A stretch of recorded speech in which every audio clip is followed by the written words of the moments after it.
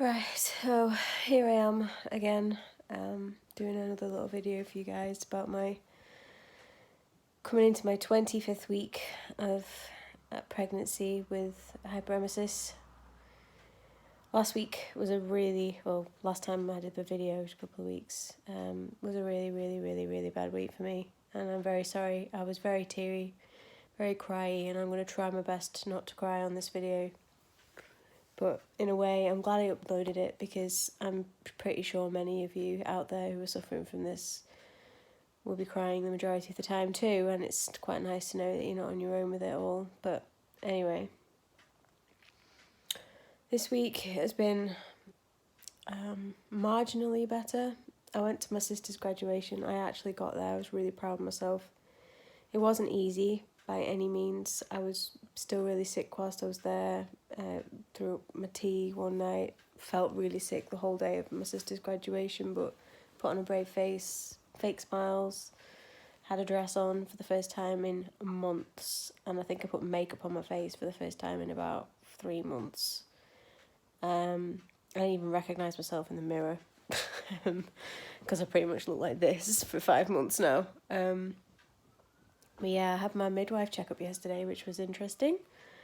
I was on my own, husband was working, so my main concern is always my ketone levels with hyperemesis. Like, they always test my urine and like, oh, your ketones are at least a 2, or if it's any more, we have to admit you into hospital and all this stuff. So that's always my main concern.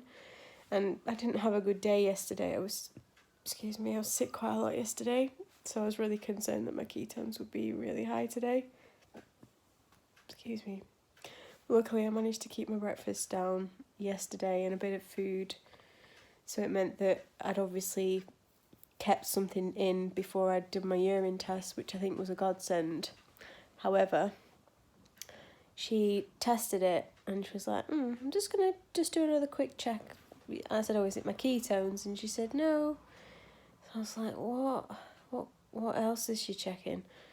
And she got this another dipstick thing out and did that. And she went, you've got glucose in your urine. Well, I think she could tell by the look of my face. I was like, you've got to be kidding.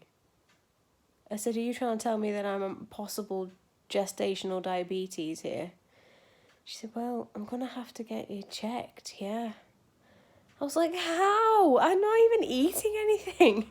I'm barely eating enough for a quarter of me, never mind anything else. I've got a BMI of 24. I've lost a stone since getting pregnant, and I'm not really putting anything back on. I can't really eat a lot of really sweet stuff. I had the occasional chocolate bar if I feel like I've got no energy, and I can manage like a Twix or something, and I kind of spread it out throughout the day with water. And I said, I'm definitely not pigging out on cakes and biscuits and sweets and chocolate at all. You know, I said, I've got a very, very bland, basic diet at the moment. So to me, it was laughable. So she walked me through the GTT test, and I was like, there is no way I'm going to be able to keep that liquid down. So you've got to like starve yourself for about 8 hours, then go have a test done, drink this horrible liquid that's dead sweet, keep that in your stomach for like 3 to 4 hours or something ridiculous, and then have another test to see how your body deals with the glucose.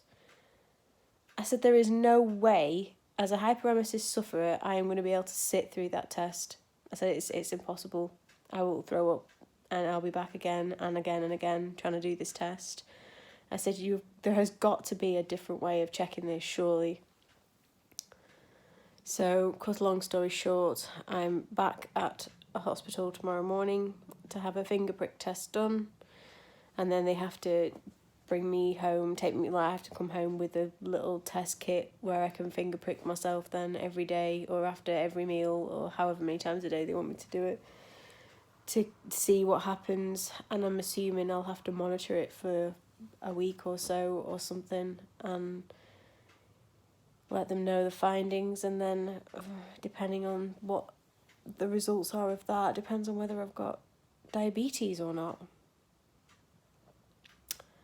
So not only do I have hyperemesis, and I've never felt as crap as I do now in my entire life, I could very well have diabetes as well.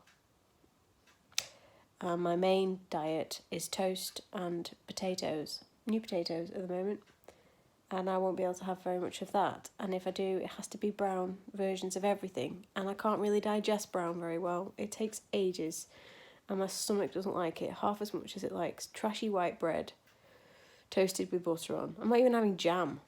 So God knows how I've got glucose in my urine, seriously. It's an absolute mystery to me.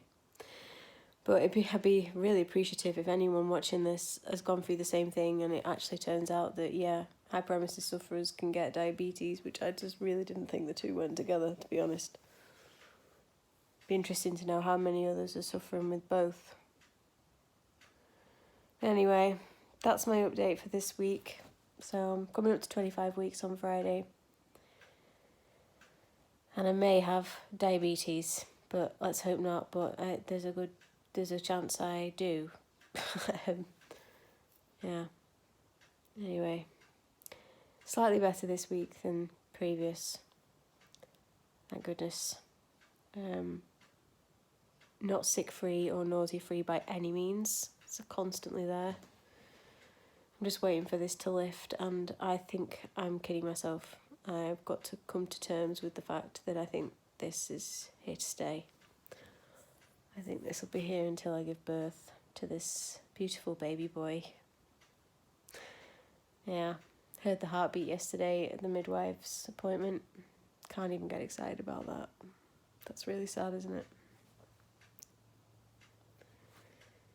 I just can't get excited about anything. It's really, really sad.